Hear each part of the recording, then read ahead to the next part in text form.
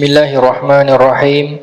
Alhamdulillahilladzi khalaqal mauta wal hayata liyabluwakum ayyukum ahsanu amala wa huwal azizul ghafur. Ashhadu an la ilaha illallah wa ashhadu anna Muhammadan abduhu wa rasuluh. Wa nusalli wa nusallim ala sayyidina Muhammadin wa ala alihi wa sahbihi ajma'in. Radina billahi rabba wa bil islami dina wa bi Muhammadin nabiyyan wa rasula. Tuan-tuan puan-puan muslimin yang dirahmati Allah, Assalamualaikum warahmatullahi.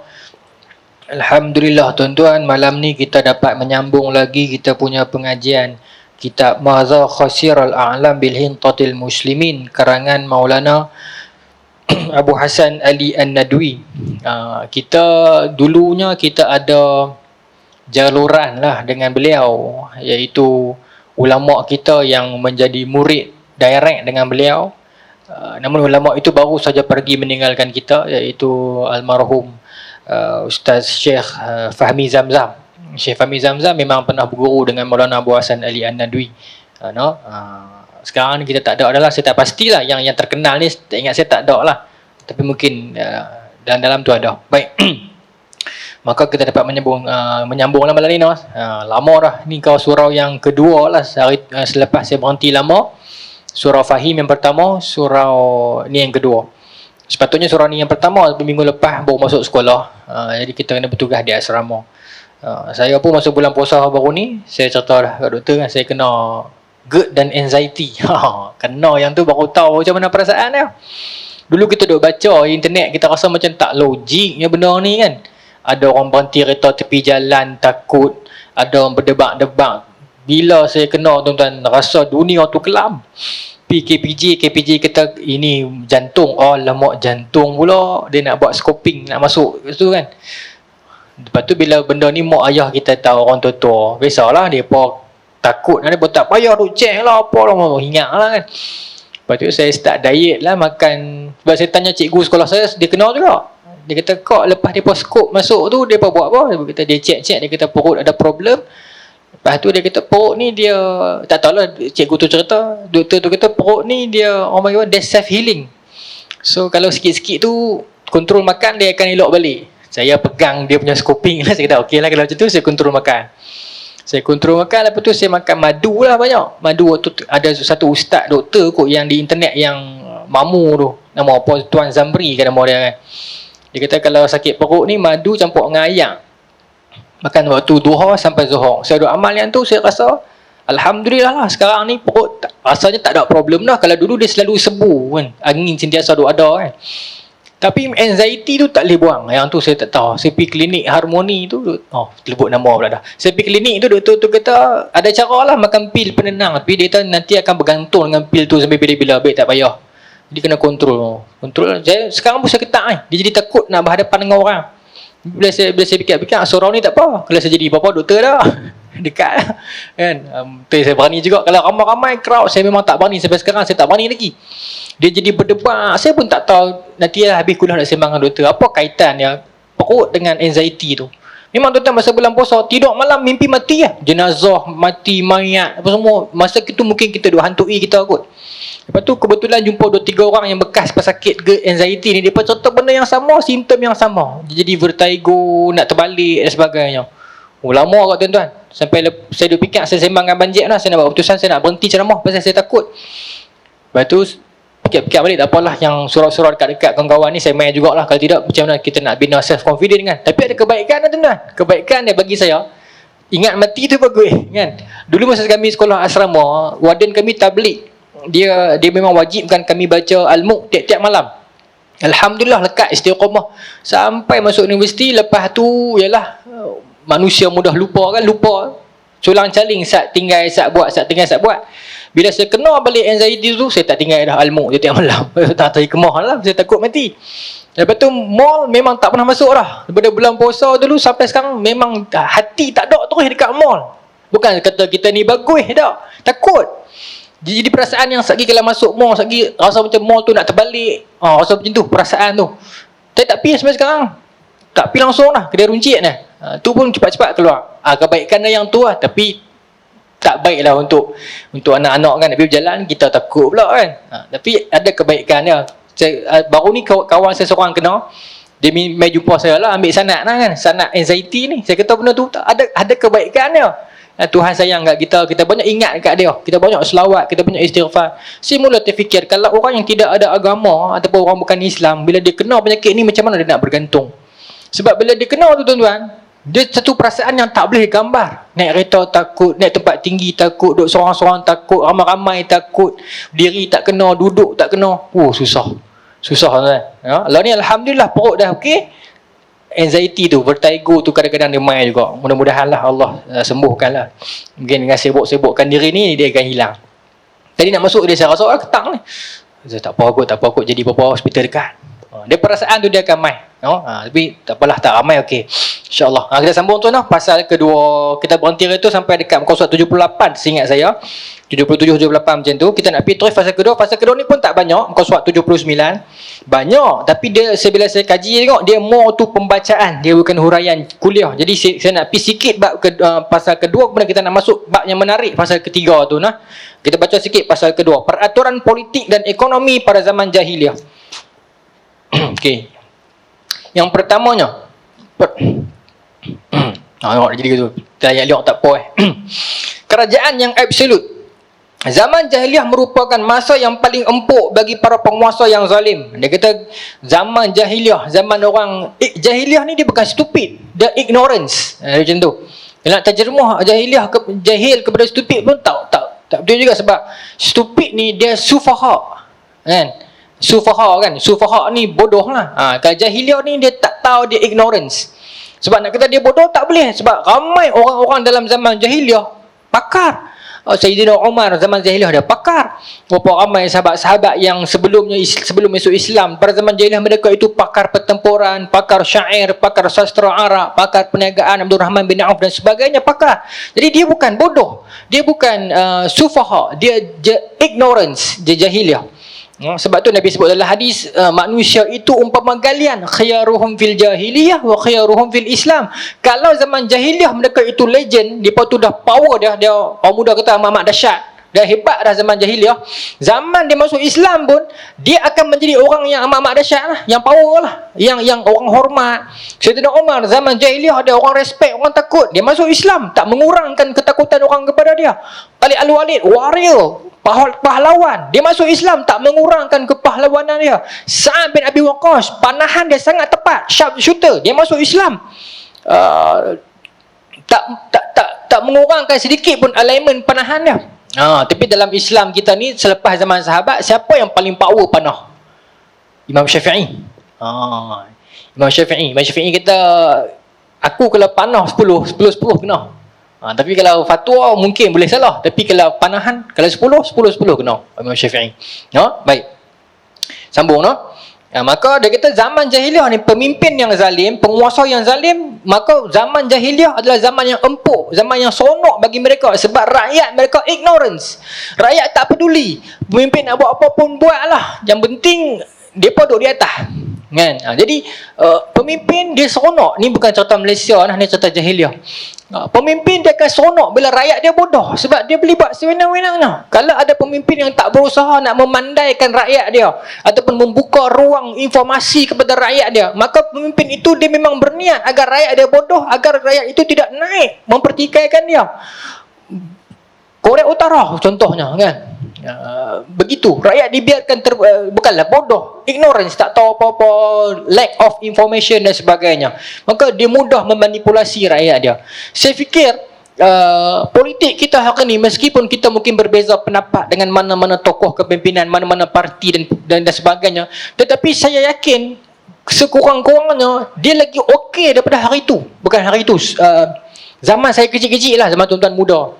Dulu sampai tak berani nak cakap apa tu. Silap sikit, transfer, silap sikit, sampai orang tak berani nak voice out. Hari ini seorang menteri pun tak berani buat lebih kurang. Pasal siapa pun dia akan kena. Tadi baru anak sultan kena dengan menteri besar Kedah. Maksudnya hari ini tak ada orang boleh mendapik dia yang paling selamat. Siapa pun dia silap dia akan kena. Sekarang ni satu segi bagus, tapi segi yang kedua takut nanti orang hilang adab dan nilai kan. Tapi satu sudut baguslah. So kurang-kurangnya pemimpin dia tak berani buat sewenang-wenangnya. Okey, dia tak berani buat sewenang-wenangnya. Jadi setiap ruang itu dia datang dengan pro and cons. Biasalah tu. Okey. Baik. Pada umumnya mereka lebih condong menganut sistem pemerintahan yang absolut. Biasanya keluarga pembesar selalu diagungkan. Okey. Sebagaimana yang terjadi di Parsi. Keluarga Sasanid menganggap bahawa kekuasaan yang mereka miliki itu tak lain adalah anugerah dari Tuhan. Keluarga Sasanid selalu berusaha keras mungkin untuk meyakinkan rakyatnya bahawa hanya keluarga Sasanid sahaja yang berhak untuk berkuasa. Sampai semua rakyatnya meyakini bahawa mereka tidak berhak sedikit pun untuk memikirkan hak mereka dalam pemerintahan. Sampai tahap tu. Bila mai wangsa Sasanid ni, pemerintahan keluarga Sasan ini dalam pemerintahan, maka sampai rakyat merasakan ini negara ni bukan kita punya, dia hak depa boleh menentukan apa saja. Maaf sebut direct, ini yang berlaku di Saudi. Sampai rakyat rasa macam tak boleh buat apa lah. Keluarga royal itu menentukan segala-galanya. Okay? Dia boleh menukar apa saja yang dia nak, dia boleh menentukan apa saja yang dia nak. Masalah dengan keluarga Saud ini adalah bila mana mereka keras dalam sesuatu pelaksanaan, mereka terlalu keras sampai tidak membuka ruang langsung untuk rakyat mereka. Tetapi sekali mereka longgar, mereka macam satu empangan yang mereka terus buka besar sampai dia pecah, jadi orang sampai jadi euforia istilah dia kan. Bila dah lama sangat ditekan, sekali dia buka macam konsert Pitbull ke apa-apa ni kan, kita pun tengok sakan juga. Lambat saya komen ni, tapi sakan. Sebab apa? Sebab sebelumnya mereka terlalu ditutup sampai tak ada ruang. Tiba-tiba bila dibuka sekali, dia macam empangan yang lama telah ditutup, tiba-tiba dia dibuka, dia akan melonjak keluar. Itu istilah euforia seseorang itu kan. Setengah orang katakan budak-budak yang duduk dalam keluarga yang terkongkong ni, sekali dia keluar pergi belajar di luar, dia silap jumpa kawan, dia akan lagi boh daripada kawan yang duk boh lama dah. Orang tak biasa jahat ni. Sekali dia jahat, dia lupa diri, teruk pada kawan hak jahat lagi. Yang tu yang kita takut. Sebab tu mak pak sekarang, bukan sekarang lah, dulu pun Saidina Ali pun katakan, bila anak remaja ni kita berkawan dengan dia, dia teringin nak rasa pergi main bowling, kita pergi dengan dia, kita main bowling dengan dia. Tapi bila kita tutup, dia akan pergi juga bowling tu, dia akan pergi dengan kawan dia yang lain kan.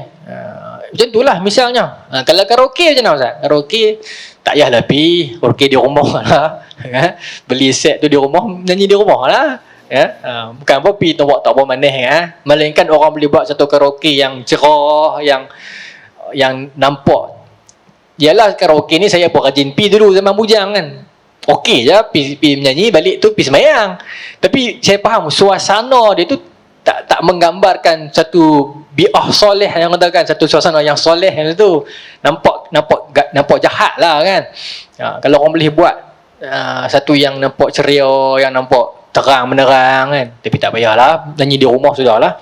Macam mana saya nak kata, saya tak boleh kata siapa buat karaoke macam tu fardu kifayah, tak boleh kan. Bukan fardu kifayah lah, maksud tak tahu lah. Tapi maksudnya kita buat nyanyi di rumah lah kan. Saya pun lah tak pergi dah, lama kahwin saya tak pergi dah. Cuma perangai nak menyanyi tu duk ada lagi. Saya beli mikrofon buah di rumah lah, duduk dalam bilik tu kan, duduk seorang-seorang. Sekali habis lama sikit, mak saya meretuk tingkap, hoi nyanyi pak, rumah sebelah dengar kan. Kadang-kadang lah kan, geram. Kita manusia tuan-tuan lah. Betul lah. Tapi lepas kena anxiety tu tak ada arah mengaji lah. Tuhan tegur bagus jugalah. Baik, keluarga Sasanid, maka sampai rakyat rasakan dia tak layak. Dulu sahabat saya seorang masa di UAE, Abdul Rahman nama dia, saya ingat sampai sekarang. Saya buat degree masa tu, dia buat master perbankan Islam. Tapi masa UAE kalau first year kena masuk kelas peralihan bahasa, jadi saya duduk kelas dengan dia, rapat lah dengan dia. Dia cerita guru dia semasa degree di Universiti Madinah dulu pernah tegur keluarga deraja. Dia kata sampai sekarang tu tahun 2010 masa dia cerita kat saya tu, hilang tanpa jejak, tak tahu pergi mana penjara, tak tahu apa pun, tak tahu dia tahu. Hilang dah, siapa tak berani cari. Sampai tahap tu dia kata tekanan yang sangat dahsyat di sana. Nampak macam tu, tapi tekanan yang sangat dahsyat. Bila mai Putera Salman ni, dia mungkin cuba buka pintu, tapi dia melampau sangat, dia buka lebih sangat. Dulu tuan-tuan zaman As-Saud, dia Abdul Aziz As-Saud kan, lepas tu As-Saud, Kan? Dia baru sebenarnya nama moyang dia tu. Saud zaman tu sampai dia terlalu terkejut sebab Saudi kaya tiba-tiba bila Amerika buat main dengan syarikat minyak dan sebagainya. Dia kaya sampai tahap masa tu rasuah dah berleluasa, dah teruk sangat dah. Sampai orang pergi jumpa raja untuk puji raja dan dapat duit. Maka sampai tahap golongan ulama di Saudi masa tu jumpa dengan King Faisal yang merupakan putera raja, minta pi ambil peralihan kuasa cepat-cepat. Sebab kalau dibiarkan Saudi akan musnah. Sebab tu bila King Faisal naik, dia buat reform dekat Saudi. Dia lah antara yang dikenang lah King Faisal. Tapi akhirnya dia juga dibunuh. Sebab kekerasan dia terhadap Israel dan Amerika Syarikat. Tapi dia dibunuh oleh anak saudara dia, nama Faisal juga. Tapi yang menjadi polemik dia, anak saudara dia tu bunuh dia sejurus selepas anak dia balik daripada barat. Wallahu ta'ala alam lah, benda ni main daripada konspirasi ke apa-apa. Tapi faktanya begitulah. Tapi dia maafkan anak saudara dia tu. Baik. Jadi keluarga Sasanid ni sampai tahap orang tak berani bertikai. Keluarga Sasanid ni tuan-tuan, depa ni lama. Macam mana depa tak jadi hebat? Depa mula dapat empayar Parsi tu pada tahun 224 Masihi. 224 Masihi, zaman mana tu? Mana depa Parsi dah ada lama, tapi keluarga Sasanid tu dapat. Dia punya pemerintah pertama dia nama Ardashir the First. Sampai tahun 5 lepas kemudian dia berjaya membangunkan Parsi, ketamadunan, sastra dan sebagainya, mengukuhkan ketenteraan. Zaman ni Arab jadi apa? Arab yang kita dah bincang dalam kuliah-kuliah sebelum ni tu. Depa ada orang pandai, depa ada orang bijak, depa ada pahlawan, tapi mereka lack of leadership. Tidak ada orang yang boleh pimpin depa. Tapi ada juga pemimpin yang hebat, tapi leadership dari sudut yang membawa roh.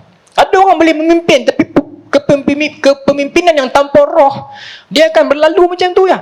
Ada orang yang dia memimpin dengan roh, setelah dia pergi meninggalkan kita masih merindukan kepemimpinan dia. Kalau saya secara peribadi, Allahyarham Ustaz Fadino, dia dah tak ada dah, tapi kita rasa sangat terkesan dengan dia tu. Allah Datuk Guru ni Aziz. Bagaimana kita merasakan sangat itu orang yang memimpin dengan roh. Jadi 224. Kemudian tahun 579 Hijrah, ni saya bagi cepat-cepat, masih zaman Khosrow. Khosrow ni zaman kemuncak ketamadunan mereka, dan mereka ini adalah satu mengamalkan agama yang menyembah api dah. Di sini dia tulis tak? Tak apa, kita cerita je lah. Okay. Ada saya biasa baca. Mereka ni sembah api, dan mereka ni antara yang awal sekali yang meyakini monoteism. Dalam era itu tahun 300 tahun kurun keempat Masihi itu, zaman tu dah berkembang politism lah, penyembahan banyak Tuhan. Bahkan di Mekah pun macam tu lah. Allah mereka percaya, tetapi Allah bukan satu-satunya. Itu masalah dengan mereka. Tetapi di Parsi mereka dah percaya satu-satunya Tuhan. Konsep keesaan Tuhan tu mereka dah percaya. Cuma mereka tak letak Allah, mereka letak api. Unsur-unsur itulah. Okay, semua kita dah bincang sebelum ini. Agama yang mereka amalkan itu agama Zoroaster, Zoroastrianism, iaitu agama yang kalau asalnya agama itu adalah agama Islam yang dibawa oleh Nabi Zoturah, iaitu menyembah Allah. Cuma api hanyalah kiblat. Cuma malangnya itulah, lama-kelamaan api itu jadi sembahan kan. Baik. Kemudian dalam tahun 602 berlaku peperangan antara Parsi dengan Rom. Kita dah bincang, ingat dulu yang saya bawa Sunan Tirmizi tu, yang hadis tentang Rom lawan dengan Parsi tu kan. Okey, yang peringkat awal Parsi menang. Ingat tak kita cerita yang orang Islam sokong Rom kan? Macam orang tengok MU lawan Liverpool, itulah kan. Kita orang Islam, tapi kita tengok orang bukan Islam. Tak baik saya ni, tarik balik lah. Kita tengok orang bukan Islam je kelab kan. Maksudnya orang Islam tengok Parsi lawan Rom tak ada kena menang dengan kita pun, tapi mereka sampai tahap kan, kita dah baca hadis Sunan Tirmizi tu sampai betting. Imam Sayyidina Abu Bakar betting dengan mereka kan, berapa ekor unta. Sebab masa peringkat awal perang, Rom menang, Parsi menang. Kan? Mungkin sekarang kena 5 biji, nanti tukar pengurus menang lah banyak kan. Tunggulah lepas ni kan. Okay. Dia akan sampai waktunya. Malam ni Kedah JDT no. Baik, apa nama tu, zaman siapa? Okey, ini zaman Khosrow kedua lawan dengan masa tu dia punya pemerintah Rom nama Phocas, Phocas. saya tak kenal podcast ni, saya baru baca 2-3 hari lepas lah. Tapi Maurice ni dia bangsawan terkenal Rom. Dia bukan Rom sangat, dia Byzantine lah, Rom Timur ni kan. Maurice tu dia, kalau tuan-tuan baca sejarah dia, dia pahlawan, penyair, bangsawan yang hebat lah. Maurice terbunuh dalam perang ni. Parsi menang, maka orang musyrikin seronok. Orang Islam duk harap agar Rom menang. Bukan sebab sokong Rom tu, tapi sebab sekurang-kurangnya ada tali pengikat. Depa tu bukanlah ahlul kitab zaman tu, cuma sekurang-kurangnya kita bercakap ada kalimatan sawa kan, ada kalimat yang sama. Kan ada ayat Quran katakan, ya ahlul kitab ta'alau ila kalimatin, kan, wahai ahlul kitab, mai kita bincang kepada kalimatan sawa, kalimat yang sama. Dan kita ada 9 perbezaan, satu yang sama. Kita jangan bercakap tentang 9 tu. Satu, hampa kami sebut Ibrahim, hampa sebut Abraham. Kan? Sejarah hampa dengan sejarah kami lebih kurang. Kan? Kita bincang yang tu, yang titik-titik persamaan itu. Daripada kita bercakap titik-titik yang berbeza. Jadi ada ruang yang sama itu, mungkin itu ruang untuk kita dakwah mereka. Maka setidak-tidaknya ada pertalian itu kita dengan mereka. Macam kita di Malaysia sekarang, kita ada Buddha, kita ada Hindu, kita ada Kristian. Sekurang-kurangnya Kristian itu kita ada juga beberapa tali yang mengikat kita dengan mereka. Ya, kurang-kurangnya, maksudnya kalau kita ada 2 step nak pergi untuk dakwah Buddha dengan Hindu, tapi nak dakwah Kristian kita cuma perlukan 1 step saja. So kurang-kurangnya apa semua tu dia tahu, kan? So kurang-kurangnya macam tu. Macam tu. Jadi begitulah. Itu yang menyebabkan Islam sokong Rom masa tu. Kemudian dalam tahun 628 Maharaja Phocas tadi itu telah digulingkan oleh adik-beradik dia. Maharaja apa? Heraklius. Heraklius naik. Maka Heraklius nak repeat balik. Lawanlah dengan Parsi, pertempuran seterusnya, dan masa tu Islam dalam masa tu Rom menang. Rom menang. Kita dah bincang dah cerita tu kan dalam tajuk sebelum ni. Rom menang. Ini cerita dia Heraklius. Okey. Kemudian selepas kekalahan Parsi, pimpinan Khosrow kedua tu, dia digulingkan, anak dia sambung. Anak dia pakai gelaran ni, saya ambil dalam catatan, Kavad. Lepas tu Kavad digulingkan, datang pemerintah seterusnya nama Ardashir ketiga. Digulingkan lagi, mai zaman Shah Baraz pun digulingkan lagi. Kemudian dia mai zaman Boran. Boran ni menarik. Boran dia anak kepada Khosrow kedua. Boran ni perempuan. Dia Maharani Boran. Cerita pasal dia pun hebat juga. Tengok di YouTube, tapi yang versi orang putih punya lah, Melayu tak ada. Boran ni dia, keluarga dia dibuang setelah bapa dia semua ni dibunuh, digulingkan, maka keluarga dia dibuang. Adik-beradik Sasanid juga, Sasan lah dia panggil, dalam bahasa Arab dia kata Malikul Malik. Dalam bahasa Inggeris tuan nak cari King of Kings. King of Kings. Di sini disebut. Dalam ni dia sebut raja dari Sagi kita jumpa. Maksudnya itu melambangkan satu geng keluarga Sasan ni, keluarga diraja yang tak boleh disentuh. Maka Boran ni dia buat satu bukan helah lah, perjuangan nak tuntut bela, nak dapatkan balik tahta ayah dia. Maka dia naik jadi Maharani pertama dalam kerajaan Parsi, nama dia Boran. Okay, dia naik. Kalau Fatani Darussalam, memang zaman kegemilangan Fatani ialah pada zaman pemerintah perempuan. Raja Ungu, Raja Kuning, Raja Biru tu, zaman raja-raja perempuan tu semua perempuan. Zaman kegemilangan Fatani. Baik. Maka zaman Boran ni dah naik, cuma malangnya adik dia yang nama Azimid, ni saya ambil bahasa Inggeris, Azimidok, Azimidokth. Azimidok ni telah racun Boran ni. Sorry, tak racun. Bukan racun. Dia fitnah lah Boran ini, buat satu plot agar Boran ini dibenci dan digulingkan. Okey. Kemudian Azimidok ni naik. Adik dia sendiri tak puas hati kat kakak dia. Azimidok ni perempuan juga. Perempuan dengan perempuan dia ada salah sikit. Tak apalah, dia naik. Dia tak ada sisterhood. Kalau lelaki dia ada brotherhood kan. Bila Azimidok ni naik, datang, kenapa saya kena baca ni? Saya nak sebut nama-nama yang tuan-tuan akan kenal sekali lagi. Datang seorang lelaki, nama dia Rustum. Panglima Rustum ni tuan-tuan kenal dah lah. Rustum ni dia ada hati dekat Boran. Maka dia tak puas hati lah. Bukan markah dia, tapi dia suka kat Boran tu. Crush lah, orang muda kata crush. Tapi mana-mana rancak lah dah. Mana-mana pun tak betul lah kan. Berdosa lah. Tapi kira apa nama ni, Rustum ni ada hati dekat Boran ni, maka dia pi bunuh Azimidok ni. Dalam sejarah yang sebab tu dia tekap dengan bantai, mati. Kemudian dia kemudian dengan matinya itu, dia dengan pengaruh yang banyak pada Rustum ni, dia menaikkan semula Boran. Okay, zaman ni dah berlaku ni, ini dah zaman Nabi dah ni. Okay, zaman ni. Sebab selepas Boran naik balik sebentar saja, kemudian Boran juga dibunuh, naiklah pengganti baru yang nama Yazdajid. Yazdajid ni bila tuan-tuan baca dalam Bidayah wa Nihayah, Ibnu Katsir sebut zaman Sayyidina Abu Bakar, zaman Sayyidina Umar, banyak sebut Yazdajid. Yazdajid ni lah orang dia. Yazdajid ketiga. 632 Masihi.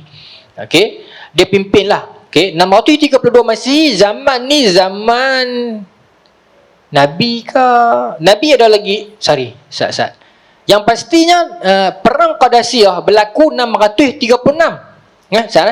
Yazdajid naik 632 Masihi. Perang Qadasiyah berlaku tahun 636 Masihi. 636 Masihi zaman Sayyidina Umar, sebab Qadasiyah. Tuan-tuan kira sendirilah nanti dah. Saya pun tak berani sebut pasal Masihi ni, saya takut silap.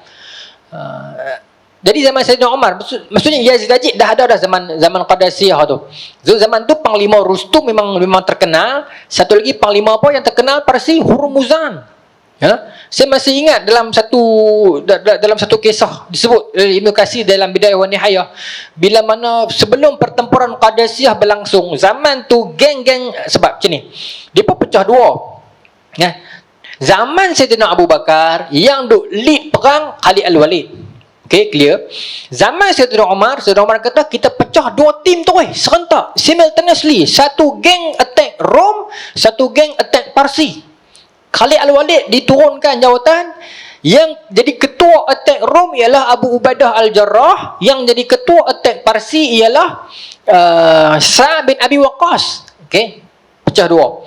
Okay, lepas tu masa pertempuran dengan Rom tu, pertempuran Yarmouk itu, Khalid Al-Walid terpaksa buat gila sikit sampai menang. Bila menang, terus tim komando Khalid Al-Walid ni, dia ada tim dia yang 10 orang macam tu, bergerak terus pergi ke Parsi nak backup geng Sa'ad bin Abi Waqqas pula ke pertempuran dengan Parsi.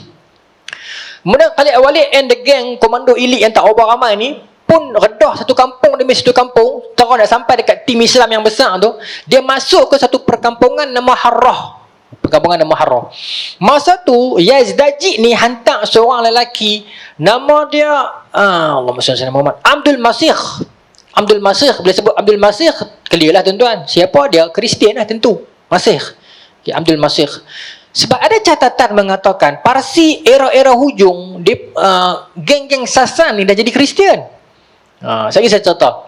Okay, tapi geng-geng Marhain jadi Islam dan jadi tokoh besar lah dalam Islam. Okay. Pening tuan-tuan, nampak anxiety. Baik, sambung. Dia jangan sebut, dia teringat. Maka bila Khalid Al-Walid berdialog dengan Abdul Masih ni, Abdul Masih ni dia jadi macam orang panggil apa, utusan yang Yazdajid hantar untuk berdialog dengan Khalid Al-Walid. Common law zaman dulu, utusan apa jadi pun tak boleh bunuh dia. Zaman dulu kan. Okay, jadi bila Khalid Al-Walid dialog dengan dia, Khalid Al-Walid tanya, awak datang daripada mana? Dia kata, saya datang daripada punggung bapak saya. Dia cakap main-main. Khalid Al-Walid tanya, maksud aku daripada mana? Dia kata, daripada perut mak saya. Dia balas macam tu. Khalid Al-Walid dah geram dah. Dok, sekarang kamu berada atas apa? Anta qaim ala ma anta qaim. Maksudnya kalau zaman tu orang faham dah, hang berdiri atas apa? Bermaksud hang agama apa? Maksudnya macam tu. Hang berdiri atas apa sekarang? Khalid Al-Walid tanya dia. Dia kata, berdiri atas tanah. Dia kata gitu. Khalid Al-Walid kata, hang faham dah bahasa? Hang sekarang ni dalam agama, tak sebut agama, dalam apa? Dalam apa hang ni? Dalam bumi dia kata. Cakap main. Maka Khalid Al-Walid tanya dia, hang tak faham bahasa ke hang buat tak faham? Dia tak aku jawab apa yang hang tanya. Panggil orang Kristian. Kemudian Khalid Al-Walid kata, aku tanya hal elok. Maka Abdul Masih kata, aku pun jawab elok. Dahsyat orang Kristian ni, dia berani. Tapi Khalid Al-Walid tak boleh bunuh dia utusan. Kemudian Khalid Al-Walid tulis satu surat, bagi dekat dia, hang bagi dekat hang punya raja lah, Masa tu Yazdajid dan panglima besar dia Rustum dan juga Hormuzan. Okey. Bagi dekat hang punya raja, surat tu kali oleh kata salamun ala manittaba'al huda.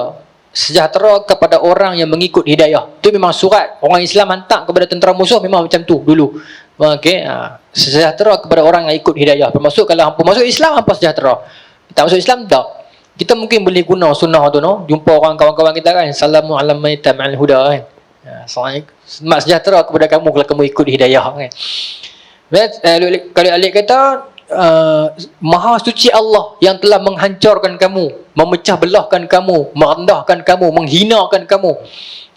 Sekarang aku tawarkan kamu serah diri. Kalau masuk Islam kamu akan dapat semua macam kami dapat, tak ada apa yang rugi, cuma sembah Allah. Kalau kamu tak masuk Islam tapi kamu kena bayar jizyah lah, tapi kamu akan selamat. Ataupun kita berperang, kamu pilih yang mana. Bila surat tu sampai dekat Hormuzan, dia sangat marah. Dia kata, mai mana geng-geng Madinah padang pasir yang dia tak tahu kerajaan Parsi yang ribuan tahun punya kaya dan hebat ni. Siapa budak mentah yang nak cabang aku? Maka Hormuzan sendiri bawa tentera dah 120,000 orang turun nak bertempur. Masa tu sekali Al-Walid dah masuk dah dengan geng Sa'ad bin Abi Waqqas ni. Berlaku pertempuran pertama. Sebelum start pertempuran, Hormuzan turun ajak Khalid duel one by one. Bila lawan, Khalid dah tindah Hormuzan nak tikam saja. Orang Parsi main tipu. Mereka serbu Khalid ramai-ramai. Bila dia serbu Khalid ramai-ramai, Qaq bin Amr turun backup Khalid Al-Walid, maka mati habis. Hormuzan lari dan tentera yang lain pun lari. Jadi dia berkejang. Tuan-tuan kalau baca sejarah perang Qadasiyah ni, dia siri peperangan yang panjang. Berapa tahun perang ni. Dan tuan-tuan tengok peta, kalau saya boleh share link tu sekali lagi, tapi bahasa Inggeris lah. Dia bukan perang Qadasiyah saja, perang Parsi. Tuan-tuan tengok raja-raja Parsi ni sampai perang kat sini, dia makin lari sampai ke arah China dah. Kenapa makin hujung? Sebab dia makin lari daripada orang Islam. Tapi orang putih dia tak kata macam tu lah. Orang putih kata pasal ada hubungan antara dinasti Tang di China dengan Yazdajid ni. Tapi tak apalah. Kita sejarah Islam memang dia lari. Okey.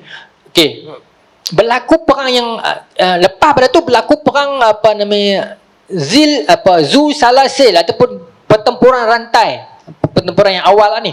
Dia dah banyak walaja yang kemuncak dia Qadasiyah lah.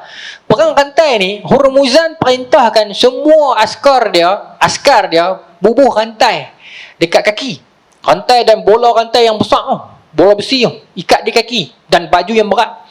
Apa tujuan Hormuzan buat macam ni? Sebab dia kata, sebelum ni apa rajin lari. Rajin lari sangat kali ni. Bukan lompat parti, lari ya kan. Rajin lari sangat, maka aku bagi binatang ni apa tak yang lari dah lah, ikat dengan rantai kan. Bila tentera Islam sampai ni, sejarah tuan-tuan, kalian boleh tengok pakai ikat di kaki rantai habis. Maka dia kata ni peluang sudah baik. Maka dia kata tentera Islam, jom kita main acidigan duduk lah. Macam tu ibarat dia. Maksudnya kita perang tapi bukan perang fight macam tu. Kita fight sikit, kita lari sikit, pergi sini kita merebak. Biar sampai orang Parsi rasa macam orang Islam takut, mereka kejang macam tu. Okay? Jadi bukan kita takut, kita nak bagi mereka penat. Sampai lari sampai Islam boleh bunuh tak tapi saja nak psycho otak mereka. Cuit sikit, undok sikit, cuit sikit, lari pergi sini sikit. Macam tu. Kali boleh susun strategi macam tu bagi berserabut kan. Akhirnya tuan-tuan, tentera Parsi surrender, menyerah kalah yang ada di situ. Apa punca menyerah kalah? Penat lah, tak larat. Pasal nak ligat dengan besi di kaki kan. Penat. Mula-mula dia rasa moral dia tinggi. Sebab tentera Islam lari ni, padahal bukan lari, nak main mereka lah. Mereka penat ligat, maka mereka surrender. Mereka tahu, okay, cup tak larat lah, surrender. Kalah mereka dalam peperangan pertama. Dalam peperangan yang kemuncak tu, Qadasiyah tu, 636 tu, 636 dan 639, 636 Masihi tu, memang tentera musuh ni, mereka bawa 30 ekor unta tu minimum yang saya jumpa, minimum 30. Saya jumpa dalam buku-buku yang lain lebih pada tu lah, tapi minimum 30 unta. Gajah sangat banyak. Pertempuran hari pertama tak boleh tembus, hari kedua tak boleh tembus sebab gajah ni tuan kan. Pening jugalah. Sampai hari yang ke berapa saya tak ingat, Qaq bin Amru bagi tahu dekat Sa'ad bin Abi Waqqas, boleh tak saya nak cadang satu benda? Maka silakan. Maka kata Qaq, kita cuba spray, bukanlah spray, kita cat kita punya kuda dengan unta kita, bagi pelik sikit, kita airbrush sikit, macam tu ya. Ini dalam sejarah disebutkan. Maka kenapa kata kokok ini sebagai psikologi? Sebab sekarang ni senjata mereka adalah gajah mereka. Kita nak bagi gajah mereka takut. Maka diwarnakan kuda Islam dengan unta Islam dengan warna yang menggerunkan. Saya tak tahu macam mana, tapi dia sebut dalam kitab sirah begitulah. Tak tahulah tatu, saya tak tahulah macam mana kan. Dia bagi gerun, bagi muka kuda, tapi mungkin tatu rimau ke, mungkin dia bagi mata merah ke, diwarnakan. Alhamdulillah, diwarnakan unta dan kuda Islam itu. Dan bila berlaku pertempuran, memang gajah bertempiaran lari. Gajah jadi macam anxiety juga lah kot. Pening, pusing, mata patah balik, pijak habis, tentera-tentera dah takut tengok. Gajah pun jadi heran, mendatang apa ni kan, keluar-keluar macam ni punya warna ni kan, lari habis. Dan kita menang pertempuran Qadasiyah tersebut. Namun dalam peperangan tersebut ni, saya bagi ringkas tuan-tuan, dia benar panjang lagi cerita perangan Parsi ni. Dalam peperangan tersebut, most of the times Panglima nombor 1 Sa'ad bin Abi Waqqas tak join perang. Sebab dia sakit. Dia sakit, memang dia sakit. Duduk bila peringkat awal perang, dia pada tawan istana lama. Jadi Sa'ad bin Abi Waqqas duduk di istana tu. Bukan istana mewah pun, istana lama ya. Bila dah menang perang, beberapa orang yang di bawah ni mula menyebarkan cerita buruk. Kata Sa'ad bin Abi Waqqas, kita penat-penat perang, dia seronok dengan bini dia sebut macam tu. Sebab tak selesai memang bini dia ikut perang tersebut. Zaman tu dah ada mulut-mulut jahat ni. Okay? Sahabat tak ramai tuan-tuan. Sahabat yang join perang tu 70 orang ya. Selebihnya banyak anak-anak sahabat dan orang-orang Islam baru ni. Okay? Maka bila sebut macam tu, Sa'ad bin Abi Waqqas dengar cerita tu sampai kat telinga dia. Buah mulut orang yang mengatakan dia pemimpin tak turun padang. Maka dia angkat masa perhimpunan tu, sebut dalam Bidayah Nihayah, perhimpunan berbaris ramai-ramai ni, hari merayakan kemenangan tu, maka dia sebutlah, dia kata, demi Allah aku sakit. Dan sebenarnya tentera pun tahu, dan dia pun tengok sampai Waqqas berkali-kali pengsan masa peperangan pertama tu. Bukan dia pun tak tahu, tapi saja nak bagi kontroversi. Sebab benda yang kontroversi mudah dijual. Kontroversi menaikkan seseorang. Tuan-tuan, apa-apa pun kita nak naik sekarang, kita kena buat kontroversi dulu, kena buat salah dulu, kena buat benda yang viral dulu. Maka nanti kita akan cover dengan beberapa benda yang baik. Kita buat satu lagu 500,000 kah, orang akan puji kita, orang akan lupa kesilapan kita. Tapi dia tak ada silap apalah, saya bagi contoh lah kan. Orang akan lupa kesilapan kita dan orang akan bercakap benda yang ni. Sebab zaman sekarang ni memang zaman begitu, zaman yang kena silap dulu. Bukanlah silap, kena viral dulu. Takut juga tuan-tuan. Na'udzubillah, saya tak mau. Tak viral pun tak payah, cukup dekat ni sudah kan. Tu tak boleh hadapi benda tu. Okay. Semua orang bercakap tentang kita, akhirnya kita akan glamour dan orang akan lupakan kesilapan kita. Tapi kita nak harung benda tu dulu. Kalau saya tak sanggup kan. Tak sanggup. Okay. Tapi kalau orang bisnes, dia sanggup lah, dia boleh buat apa saja kan. Lagi orang kutuk lagi dia suka. Okay. Sebab bila kita tengok video yang baik, kalau kita nak puji, kita tak terasa nak komen. Tapi bila kita tengok video yang buruk, yang kita marah, kita akan komen. Dia tak? Itu psikologi kita. Kita rasa macam nak komen. Dia pun nak yang tu lah. Bila kita komen, dia akan naik kat newsfeed orang kan. Baik. Apa tadi ni? Jadi cerita Sa'ad bin Abi Waqqas, kalau puji tak syok jadi kena kutuk. Bila kutuk jadi meriah. Maka masa tu juga, Ibn Katsir riwayat cerita ni kata, masa tu juga Sa'ad bin Abi Waqqas angkat tangan doa. Ada dua cerita kedahsyatan doa Sa'ad bin Abi Waqqas. Satu dengan satu makcik tua tu kan, yang pasal berebut tanah tu. Yang kedua dengan orang ni. Sa'ad bin Waqqas kata, ya Allah, aku bersaksi, saya tahu kamakal lah, saya tak ingat secara tepat. Tapi dalam Bidayah wa Nihayah, Sa'ad bin Waqqas kata, kalau orang itu benar kan, binasakan aku lah, sebab aku menipu. Tapi kalau aku benar dan dia sengaja fitnah aku dalam keadaan dia tahu, maka binasakan lisan dia. Masa tu juga Ibn Katsir sebut, nukilkan cerita ni, masa tu juga out of nowhere main satu arrow, satu yang mana daripada mana tak tahu, masuk terus ke celah-celah baris satu, panah lidah dia terus tembus ke tengkorak tepi ni. Tak mati, tak silap saya tak mati. Tapi betul-betul sebab Sa'ad bin Waqqas kata celaka akan lisan dia kan. Tepat, tak, daripada mana tak tahu anak panah tu. Macam gambar apa, yang anak panah main tak tahu siapa lontak filem apa of Galaxy, Guardian of the Galaxy kan, ada seorang yang kepala dia tu kan, dia ada anak panah yang dia besi kan, terbang sendiri macam tu. Ni pun baca sirah kau no. Terbang. Serta sikit boleh tuan. Saya baru ni dapat offer daripada tim Kokom lah untuk buat drama 8 episod dengan view. Dan saya tanyalah macam mana kan, view ni okey tak? Okey, view ni okey pasal dia private.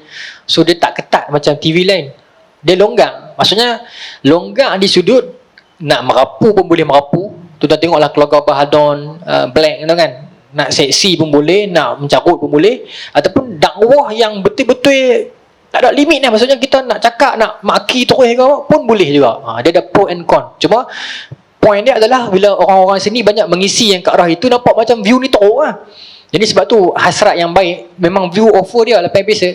Jadi dia contact saya, kami dah mesyuarat dari tu untuk kita buat pula versi Islam. Dan dia okey, at least dia macam, sebab sebelum ni bila saya buat dalam TV-TV yang rasmi ni, dia ada tapis juga, walaupun benda tu benda dakwah tapi tak boleh pijau sangat. Dia rasa tak puas. Tapi dengan view ni boleh. Jadi saya suggest satu gambar, saya dah propose satu, abang kata tuan no, satu drama lah. Saya dah tajuk dia Antichrist, pasal Dajjal lah. Tapi saya tak tahu sejauh mana benda tu boleh pi. Buat pasal orang biasa, kita tak sebut kata dia Dajjal pun. Saya nak buat macam dia lawan kepada cerita Mesiah tu, tapi dalam setting Malaysia lah. Tentu doakan lah. Kalau saya doakan kan, kalau jadi memang sepuas hati sungguh. Pasal Kokom tanya, Ustaz nak mengarah ke tak mau? Saya mengarah tak boleh, saya kerja. Tapi saya boleh lah turun set nak tengok-tengok kan. Sebab saya duk bayang dah benda tu. Saya nak gambarkan Dajjal, dia bukan Dajjal dalam gambar tu, tapi kita gambarkan macam bila dia main, dia tak buat jahat. Tapi contoh dia bagi rezeki kat orang kan. Dalam hadis kata Dajjal bila main orang ikut dia, orang tu kaya kan. Kita tak boleh buat dia tu bagi duit kan. Saya buat macam orang tu bagi gadget. Okey, boleh main online, boleh buat duit dengan online. Okey, streaming lah sampai 12 jam sehari. Saya buat macam tu lah. Cerita kat tuan-tuan ni, spoiler ni kan. Dia boleh main, kita bagi halus lah. Dan saya buat sepanjang drama tu 8 episod tu, lelaki ni, saya tak, nama dia saya rahsiakan lah, dia sentiasa bawa aimor kat dalam poket dia. Aimor. Jadi sat-sat dia titik, sat-sat dia titik. Itu cukup. Kita tak payah buat mata satu, tak payah buat tak tahu kan. Tapi kita akan ambil intisari hadis. Ada hadis sebut mata Dajjal macam anggur di atas air kan. Nanti ada satu hero tu pegawai polis, dia adalah dia buat, kita macam buat benda tu secara halus. Tak payah habaq kat orang. Contoh macam bila dalam bilik soal siasat, dia tak ayak, dia tak anggur macam tu ya. Kita tak payah habaq. Orang yang dia mengaji kuliah, dia akan tahu ini adalah hadis ni. Itu cukup kan. Kita bagi mesej-mesej halus ikut drama. Saya cuba nak bagi tahu dekat tuan-tuan, kat filem, dekat drama ni, kalau Dajjal keluar dalam era sekarang, ataupun Nabi Isa, ataupun Imam Mahdi, dalam setting yang sekarang ini, kita tak boleh bayangkan macam kita duk bayang keluar zaman pendekar. Dia mesti akan, contoh macam Dajjal, dia keluar, katalah dia keluar 2021, dia nak promote diri dia macam mana? Takkan dia nak main cara macam pakai tongkolok, motor satu, berosaksa. Siapa nak ikut dia? Mesti The Rock akan tangkap dia dulu kan. Agent Hawk akan tangkap dia, main pelik-pelik kan. Mungkin dia akan main dengan cara, sebab Dajjal ni manusia dan dia memang dah ada dah. Dia cuma tak keluar lagi. Hadis Tamim Ad-Dari kan jumpa dia dah, bermaksud dia dah ada. Ya, ada orang viral bayi Dajjal. Tak betul sebab Dajjal dah ada dah. Cuma dia tak zahir lagi ya. Okey. Baik. Jadi mungkin adakah bila Dajjal keluar, dia akan buat Facebook ads kan, untuk nak promote dakwah dia. Tak tahulah, maksudnya dia nak rentah setiap negeri ni. Macam mana dia nak berhadapan dengan immigration, dengan pasport. Saya cuba gambarkan suasana yang macam tu tapi saya tak sebut orang tu Dajjal, tapi saya bagi penonton teka-teki sendiri kan. Dia cuba main dengan sentimen dia kan. Polis akan tangkap dia juga. Tapi yalah, dia bagilah ayat-ayat yang gari ni aku, penjara ni adalah rumah aku. Macam tu lah saya bagi. Tuan-tuan doa lah bagi jadi, kalau jadi seronok kan. Sebab sebelum ni kalau stesen TV biasa, kita tak boleh pergi sampai taruh tu kan. Kalau stesen TV independen ni mungkin sikit lah, no? 8-18 setelah jawab sikit, sambung sikit je lah. Dok hari tu saya dah hantar satu proposal. Cuma bila saya kata kat tim Kokom ni tarik balik lah. Sebab macam klise cerita pasal cinta sikit kan. Saya rasa macam tak seronok pula nanti nama saya jadi cerita cinta pula kan. Dia macam cerita Nur, tapi saya buat terkalih. Bagi perempuan tu yang jadi baik, lelaki tu yang jadi orang biasa. Saya nak mengangkat Tok Siak dengan mak tu. Apa nama ni? Tok Siak dengan imam muda. Perempuan ni nama Hafsah. Jadi dia nak pilih Tok Siak tu. Keluarga ni keluarga ustaz-ustaz. Jadi dalam tu saya bagi macam-macam lah. Maksudnya macam bapak dia ni ustaz. Bapak dia kata dekat dia perempuan ni, Hafsah ni kata, semua perempuan, semua wanita mahukan imam, tapi kenapa engkau mahukan makmum? Tu tagline dia lah kan. Tapi saya dah hantar, kita tarik balik lah. Saya tak seronok pula. So anti-Christ yang lagi syok kan. Saya dah bayang saya nak buat bagi jadi gempok sikit pasal view kan. Tuan-tuan doa lah tuan-tuan. Saya idamkan juga bila saya mati adalah saya tinggal sesuatu yang orang boleh ingat kan. Sambung lah. Saya mau sampai habis muka surat ni tuan-tuan, boleh lah 80.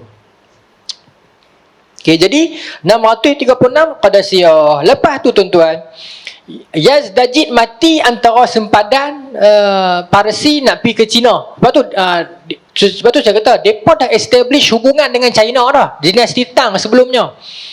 Zaman lepas tu anak dia ganti Feroz ketiga. Okay, lepas tu Feroz ketiga mati di China dalam tahun 670-an.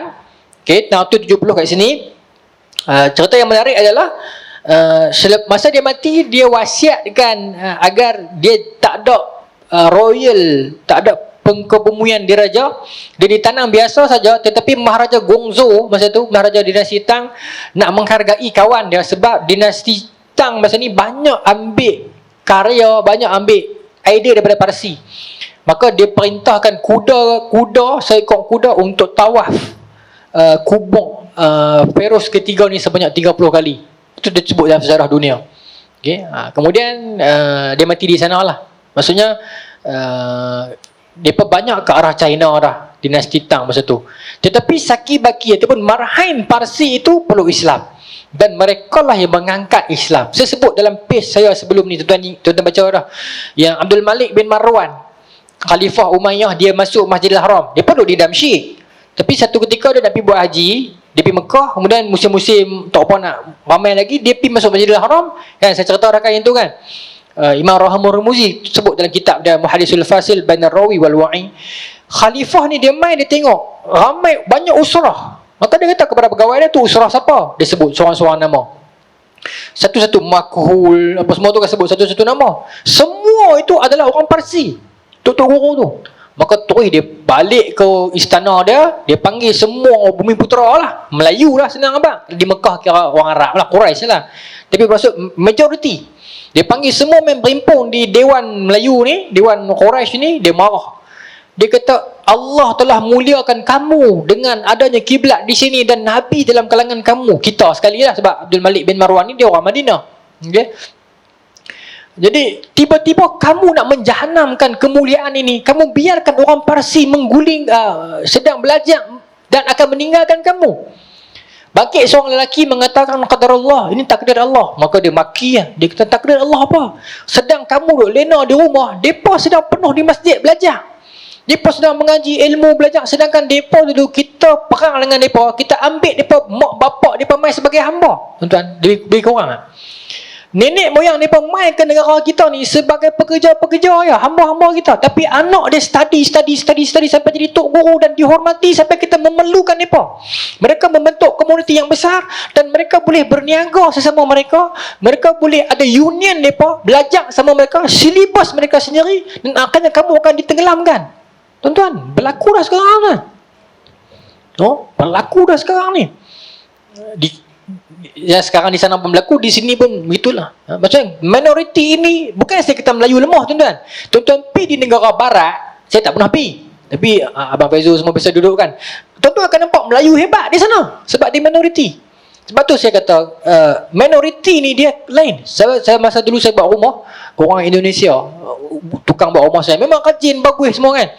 Bila saya tanya sembang dia kan, dia kata tak macam tu. Dia kata kami dekat negara kami pun malas teruk lah. Dia kata bila main sini kami kena usaha lebih kan. Jepun saya tak tahu, saya tak pernah pergi kan. Ada kawan saya banyak di Jepun, dia kata Jepun bukan semua baik, ada orang mampu. Saya tak tahu, saya tak pernah pergi. Tak tahu, saya tak tahu ni kata. Tapi maknanya saya istilahkan sebagai penipuan majoriti. Bila kita dah ramai, kita selesa, kita ada, dia panggil apa tu, affirmative action kan, sistem kuota tu. Jadi kita selesa. Mungkinlah sebab tu kita jadi sangat relax. Tapi bukan Melayu teruk lah. Melayu di London, Melayu di Holland, Melayu di tempat lain hebat. Saya teringat cerita Drogba Ronnie yang Zizan dengan Johan tu kan, di England tu, yang dia pergi menjaga sate Tok Din kan. Maksud dia ada historian sate di situ. Hebat lah dia kan. Di sana hebat-hebat. Maksudnya bukan ni cerita-cerita bangsa ni dah. Cerita bila kita jadi minoriti, kita cepat risau. Kita cepat. Sebab tuan-tuan, orang Cina di China pun teruk lah.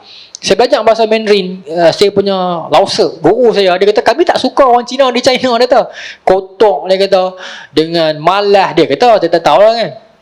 Mungkinlah sebab dia pun majoriti, dia pun jadi macam tu kan. Tapi di Malaysia mungkin dia pun jadi rajin sikit. Tapi bagi saya, majoriti adalah nikmat. Apa yang kita nak, kita dapat kelebihan kepada kita. Tetapi itulah nikmat, kita jadi lapang. Dan Nabi dah sebut dalam hadis kan, nikmat yang menipu ada dua, sihat dan lapang. Lapang yang buat kita selesa lebih. Kita tak jadi risau. Baik, seminit saya pinjam. Okey, saya nak publish muka surat ni ya. Okey, kemudian sambung. Pemujaan terhadap raja adalah ciri khas masyarakat yang hidup pada zaman jahiliah, puja raja. Di Cina, setiap raja disebut pangeran putera langit. Mereka menganggap bahawa langit itu lelaki sedangkan bumi itu wanita. Ini Cina kuno nah. Cina kuno.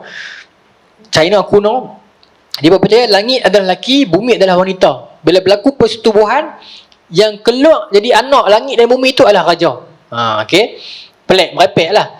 Mereka menganggap bahawa langit itu lelaki dan sedangkan bumi itu wanita. Keduanya dapat melahirkan apa saja yang ada di antara langit dan bumi. Kaisar kata dianggap hasil perkahwinan antara langit dan bumi. Ini terjemah kaisar, bukan kaisar, maharaja.